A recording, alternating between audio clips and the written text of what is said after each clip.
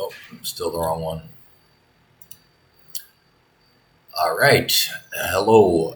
Good day, ladies and gentlemen. Today I want to be talking about the growth of the Chinese Navy. So, a quick introduction. The Chinese Navy, better known as the People's Liberation Army Navy, which is a real stupid name because you have both Army and Navy in the name, but whatever, has been one of the most significant developments in global military power over perhaps the last 50 years. The Chinese Navy has been expanding in order to be better able to compete with the United States Navy and increase its capabilities as a blue water force. What blue water force means? It means an open ocean navy, a navy that can conduct military operations on the other side of the globe, or at least very far away from home, and be fairly adept at it, and still has the capability to obviously come back, rearm, refuel, restock on food supplies, waters, those kinds of things. So during this video, I want to go into about its ambitions to assert its influence on the world stage, what it's trying to do in the Asia Pacific region, and I want to explore the growth of the Chinese Navy, its strategic objectives, and how it compares to the United States, which has long been the world's most dominant naval force. So the growth of the Chinese Navy, some historical context. The Chinese Liberation Army Navy was founded in 1949 after the establishment of the People's Republic of China, so Communist China. For most of its early history, the plan was primarily a coastal defense force, and it didn't really have any capabilities. It was primarily fishing vessels, like pictured over here. However, during the, let's say, 90s and 80s, they actually started producing way more ships and embarked on kind of a modernization program, the effects of which can kind of are kind of starting to show today.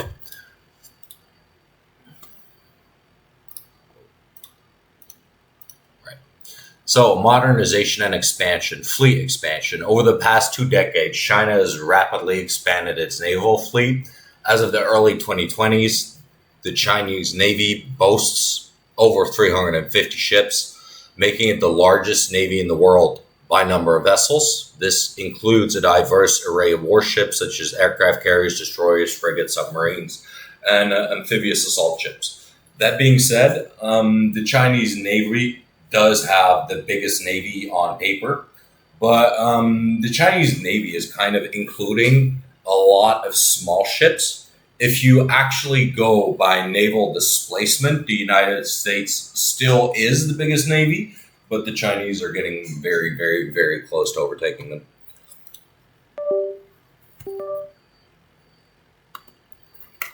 So, aircraft carriers. China has placed significant emphasis on developing carriers. This is going to be very necessary for them to become a blue water navy, especially if they're planning to compete with a nation like the United States. You're kind of a second-rate, world navy if you don't have fully operational aircraft carriers with at least some of the capabilities that American aircraft carriers have had, over the past, let's say, almost 80 years. So China currently has 2 aircraft carriers: the Liaoning, which is a refitted Soviet-era vessel, and the Shandong, which is China's first domestically built carrier. The Shandong, which is a much newer, more American-style aircraft carrier, is much more modern than the retrofitted Soviet one. Also, they have a third one under construction, and that one, the Fujian, it's more comparable to traditional American aircraft carriers and presents a significant leap in combat technology in terms of what the Chinese will be able to produce and muster. Oh, went too far. So submarine force. The Chinese have actually also been expanding their submarine force. The Chinese haven't really done anything akin to what the United States or Russia has done, where they have a shit ton of nuclear submarines roaming about. Obviously, they do have nuclear submarines. This includes both powered and armed, which is necessary in order to make sure you can fulfill a strategic defense in terms of nuclear weapons in order to be able to, what's the word? Counter strike should someone try to attack you. In general, Chinese submarines are designed for various roles, including anti-ship warfare, strategic deterrence, with ballistic missiles and intelligence gathering. So missile technology. The Chinese have actually been doing really well in the missile technology field. China is boasting fairly modern missiles. They're going into the hypersonic missiles now, which are way faster than most Western fielded missiles, although this technology isn't really, it hasn't really matured that much yet. It's still very much in its infancy. However, the Chinese have a really good grasp of missile technology. They have solid missile production numbers, and missiles, when not filled with water or sand due to corruption, are actually quite capable and, in my opinion, provide a much more significant threat to American naval assets in and around the Asia Pacific region, especially the American Navy, because the Chinese missile development has largely been geared towards producing things like carrier killers and anti-ship missiles, which are going to come in very handy when they fight a conflict against the United States. So global presence, while the Chinese have been traditionally focused on sort of expanding China and regaining what they see as the proper Chinese borders. Think of things like Taiwan, parts of Mongolia, Nepal, the area with the Uyghurs, Kashmir, or whatever the region is that they're fighting over with the Indians in the Himalayas. Those were sort of traditionally China's goals and objectives, but they have, recently shifted more towards a more global reach and presence, since they're planning to throw in the towel with the United States and start participating in some real life Game of Thrones shit. Chinese naval vessels have been deployed recently for anti-piracy operations in places like the Gulf of Aden and humanitarian missions, think in Africa and the like. Naval exercises with other countries, signaling China's, true desire to become a blue water navy. Strategic objectives. So the South China Sea, obviously, are China's current regional dominance plans. Both like the South China Sea and the East China Sea pictured here, both of which are areas of where they're contenders for it, along with the Japanese, the South Koreans, Malaysians, Indonesians, and the Philippines. The main strategic issues for China have always been the United States and their overwhelming amount of alliances and naval power in the region. Obviously, the Chinese are trying to project their power more, hence is why they're constructing all of these islands in the middle of the East China Sea and in the South China Sea, and then laying claim to the islands they've built. And deterrence. So part of the reason why the Chinese are modernizing as well is they're trying to signal to the rest of the world, mainly the United States and the NATO affiliated countries, that China's a big boy now. Like, it's part of the big boy power nations, and they're not interested in getting engaged by the U.S. Let's say the Chinese are not very interested in having an Iraq happen to them. So a comparison with the United States Navy. The Chinese Navy is bigger, perhaps, than the United States in terms of vessels, but the United States Navy remains the most powerful Navy in the world by far. This is largely due to technological superiority, more tonnage, a more versatile fleet, more advanced weapon systems, more matured weapon systems, better interoperable weapon systems, and less or even, I'd argue, a lack of corruption. So, because generally, when the United States says we have a Hunger missiles, their Hunger missiles actually function when tried to fire. The Americans do here and there have some issues with their weaponry, but it's usually considered a fault. And generally, most of their munitions actually tend to work and work good. So the United States has 11 nuclear aircraft carriers. I actually think those are just the modern ones. I think they actually have like 19 or 21. I forgot the exact number, but I remember there being more. There's kind of a variety of carriers still operated by the United States. Like, yeah, more modern ones and slightly older ones. However, having 21 aircraft carriers kind of means the United States is sort of the undisputed master of the sea, akin to how the British used to be during the Age of Sail. The British were the most powerful because of their huge line ships. The Americans are the most powerful because of their huge floating air bases. Generally, pictured behind the text over here is an American carrier group. You can Google them. That's the most firepower wielded, usually by more firepower wielded by most countries, let alone most navies. So the United States also has a significant submarine force. It includes advanced nuclear submarines. It includes advanced nuclear ballistic submarines. So nuclear submarines and nuclear ballistic submarines, not necessarily the same, kind of interchangeable term in my opinion. The most important thing about these nuclear ballistic submarines is they're sort of like lurking about in the depths all over the world, and the idea behind them is like a retaliatory nuclear strike after the United States has already been struck, guaranteeing the destruction of an enemy nation should the United States come under nuclear attack.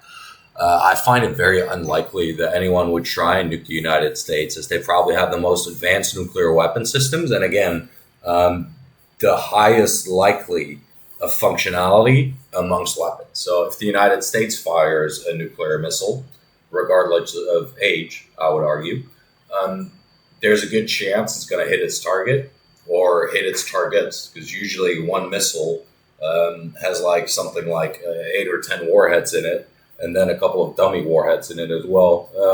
The exact numbers obviously depend on the missile, but they're really good. In the technology space is somewhere where the United States obviously has the edge over China still. Just way more advanced systems, electronics, communications. Even though the Chinese are catching up, they're still nowhere near the capabilities that the United States is. And again, this is all largely due to things like corruption. So, global reach and bases. The United States has a lot of military bases around the world. Its presence is pretty vast. This means that due to their huge amount of military bases, they could have American air power over pretty much any nation, probably yours, in a matter of minutes. If it's longer, it's probably going to be more like ours. But the United States is everywhere. This allows them to respond to threat levels not fairly quickly, like extremely quickly. It also gives them the ability to put boots on the ground nearly anywhere in the world in a matter of hours, if necessary, days. This is a capability that no other country in the world has or has ever had. Like the idea that a nation is able to put something like 25,000 men. That's an army. That's bigger. That's a bigger army than most nations have. So you can put an army bigger than most other countries on their soil in a matter of days, and then you can have air superiority. You can have dominance of the skies, being the United States. You can suppress the enemy air defenses using SOD. You can actually try and destroy enemy air defenses, pretty much have complete control of the airspace. So the enemy can't really do, they can't actually really fight you because they need to spread out their troops in order to be less under threat from the air power whilst you're being attacked by ground forces, while also probably having the United States Navy dominate all the waters that are near you if you're not a landlocked country, and even then they can get there. So it's pretty significant. Like, people do not understand how impressive the system is that they have set up. The current main goal of the United States, there's sort of two theaters the United States has historically always focused on. It's their rivalry with Russia, because they border them on the North Pole, because the Earth is round, so you can go from here to here, which is much faster to fly like this than to go like this. So their rivalry with Russia, currently also the Indo-Pacific, so that's this region over here. But the United States has a variety of partners in the region, which means that it is still kind of the monster, especially if you look at all the bases they got going on. Obviously, alliances and partnerships. The United States is a vast network of alliances and partners, which they can really count on to get anything going. This is why Russia is having such problems in Ukraine, while the United States was able to make short work of Iraq. Strategic doctrine. So the United States likes to do these things called freedom of navigation exercises, which pretty much means they sail up into your water, say, it's allowed for us to sail here. Come try, do something about it. And then often other nations never do shit, because, again, that's why it's called a freedom of navigation exercise. You're only allowed a certain bit of the coast that's actually yours, where they aren't allowed to sail, in quotation marks. And then, they'll just sail around, cruise around your ocean, go around threatening Spanish lighthouses, all things the U.S. does. Power projection is a large reason why they have such a huge Navy, so they can project power all across the globe. And obviously deterrence and defense. So having a huge Navy enables you to defend your country very far out from where your territorial waters, let alone your actual landmass, extends. The United States Navy is, in essence, protecting the United States from pretty much being able to be hit by weapons, aside maybe from Russian ones fired from the north, going over the northern side of the planet and then striking the north as well. Because it's really hard to get navies in these frozen waters.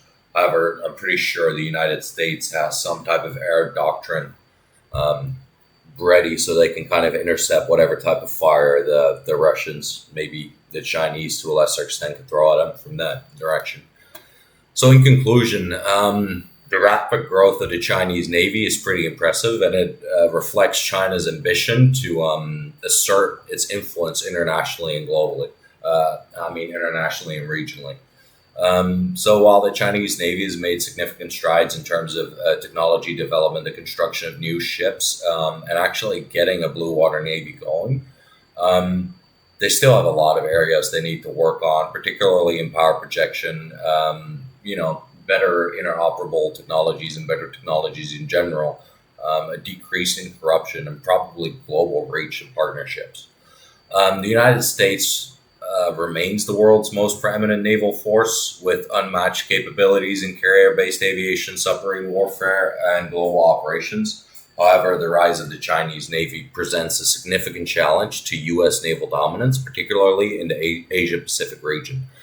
As strategic competition between the United States and China probably will intensify, the balance of naval power will probably start playing a more and more crucial role in shaping the future of international security and stability. Both nations will likely continue to invest heavily in their naval forces, with the outcome of this competition having far-reaching implications for the global maritime order.